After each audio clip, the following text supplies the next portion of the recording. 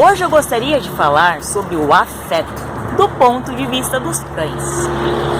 O afeto, para nós, humanos, está muito relacionado ao toque físico. Nós entendemos o afeto como carinho, como abraços, beijos. Normalmente quando nós encontramos outras pessoas por aí, nós trocamos um aperto de mão como um cumprimento, trocamos abraços, eventualmente trocamos beijos. No Nordeste são 3 beijos. E o afeto também é muito bom para nós. Isso é necessário para o nosso bem-estar, para o nosso conforto. Isso é natural para nós humanos, esse afeto, esse contato físico, carinho. Mas, para os cães, isso não é normal. Para os cães, o contato físico em si, ele não é comum, não é tão frequente, eles não dependem do contato físico para se interagirem, para se conhecerem. Eles utilizam o tato para isso, o faro para isso. Também, pensando lá na natureza, os canídeos, que são as raposas, os coiotes, os chacais, os lobos, além dos cães selvagens. Esses animais, quando uma mamãe lobo, por exemplo, ouve o seu filhotinho lobinho chorando, ela vai lá, dá uma olhadinha no lobinho, dá uma lambida e segue. Ela continua, ela não carrega o seu lobinho no colo.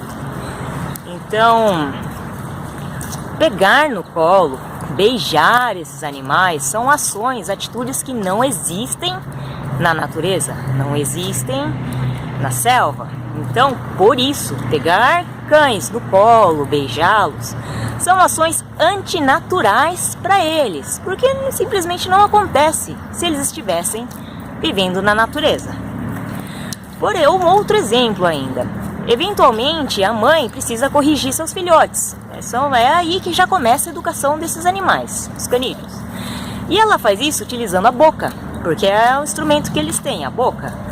E pode acontecer até de alguma vez a mãe ir ali e corrigir seu filhote, perfurar seu olho, o bichinho fica cego. Mas e a vida que segue? Para eles, para os cães, isso é normal, os canídeos. Aconteceu, uma fatalidade, nem é fatal, mas é uma coisa que acontece. E faz parte da vida deles. Então eles não têm uma demonstração de afeto da forma que nós temos. E eles também não compreendem dessa forma que nós compreendemos. Então a demonstração de afeto, esse toque físico que nós gostamos, é característico de nós, humanos, descendentes de primatas. Agora, cientificamente falando, quando uma mãe grávida entra em trabalho de parto, ela libera ocitocina para que aconteçam as contrações. A ocitocina, que também é conhecida como o hormônio do amor, é um hormônio que estreita a ligação da mãe com o seu filho. É um hormônio que remete ao sentimento de amor muito forte que as pessoas desenvolvem em relação aos seus filhos. Os homens também liberam ocitocina. Além disso, dessa ocitocina que é liberada durante o parto e que por isso as mães desenvolvem esse sentimento de superproteção, porque elas amam sim muito seus filhos, foi observado, já foi estudado, que quando uma pessoa olha para o seu cão, ela também libera ocitocina da mesma forma que um humano libera quando olha para o seu filho humano.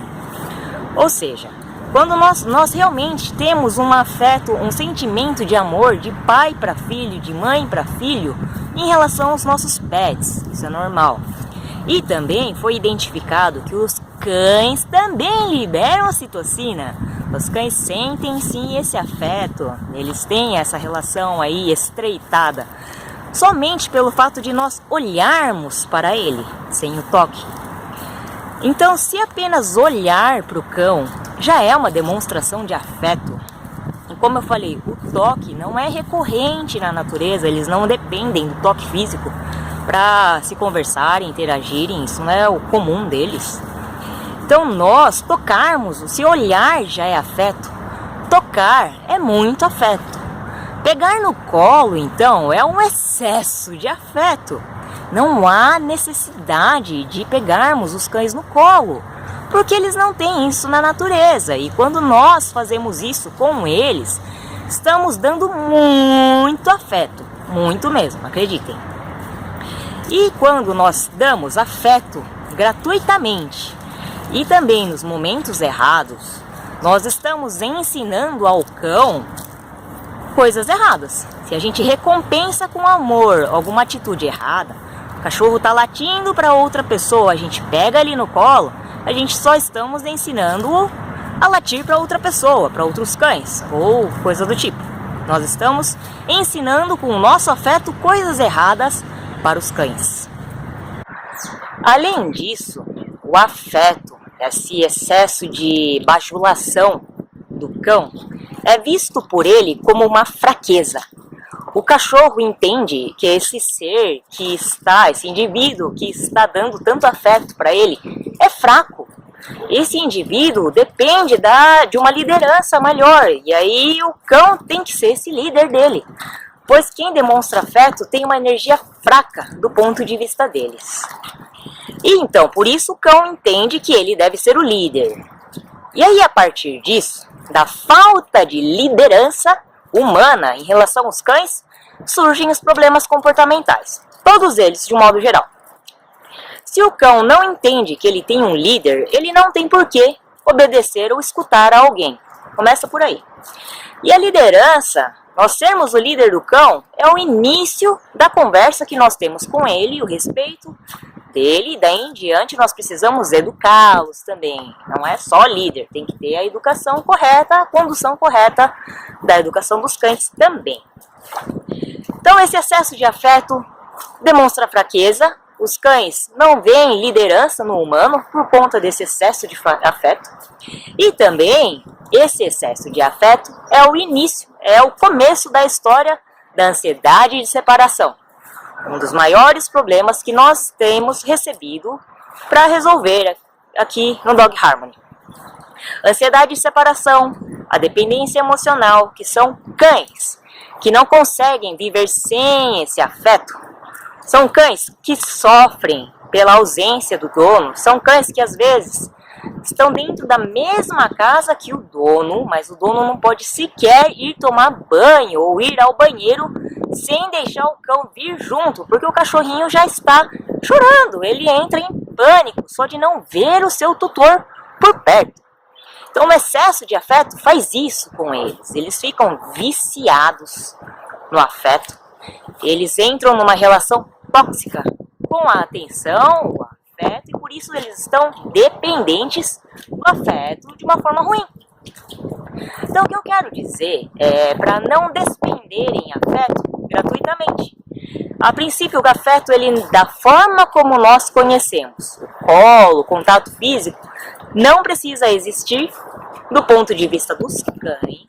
Isso aí é o início dos problemas comportamentais que eles podem ter, porque eles não vão ver a liderança, eles podem desenvolver a dependência emocional, a ansiedade de separação. Então, o que seria afeto, de fato, do ponto de vista dos cães? O que os cães entendem por afeto? Voltando lá para a natureza, para os canídeos selvagens, a vida deles, de um modo geral, se resume a caminhar, migrar diariamente em grupo, em matilha, em alcateia, migrar em grupo em busca de alguma coisa. Eles sempre têm um propósito nessa migração. Eles buscam por alimentos, eles são predadores, então eles precisam caçar, eles buscam por alimentos, buscam por água, buscam por acasalamento, buscam por abrigo para descansar no final do dia.